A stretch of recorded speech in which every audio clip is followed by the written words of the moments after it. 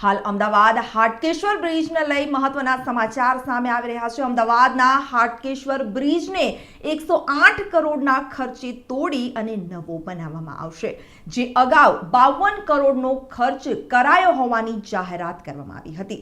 ત્યારે હાલ હાટકેશ્વર બ્રિજ તોડી નવો બનાવવા માટે 108 કરોડ ખર્ચાશે। અગાઉ બ્રિજ તોડી અને નવો બનાવવા માટે 52 કરોડ જે ખર્ચ છે તે જાહેર કરવામાં આવ્યો હતો અને હવે 52 કરોડથી વધારી અને 108 કરોડમાં તોડીને બ્રિજ નવો બનાવવાનું આયોજન કરવામાં આવી રહ્યું છે। અગાઉ એએમસી સત્તાધીશો દ્વારા 52 કરોડમાં બ્રિજ તોડી અને બનાવવાની જાહેરાત કરાઈ હતી, જ્યારે હાલ 108 કરોડનો ખર્ચ કરવામાં આવશે। હાટકેશ્વર બ્રિજ મામલે કોંગ્રેસે ભાજપને ઘેરવાનો પણ પ્રયાસ કર્યો હતો, જેમાં શહેજાદ ખાન પઠાણ દ્વારા કહેવાયું છે કે ભાજપ અમદાવાદની જનતાને ભરમાવે છે અને બ્રિજનો ખર્ચ કોન્ટ્રાક્ટર પાસે વસૂલવો જોઈએ તેવું કોંગ્રેસ દ્વારા કહેવામાં આવ્યું હતું।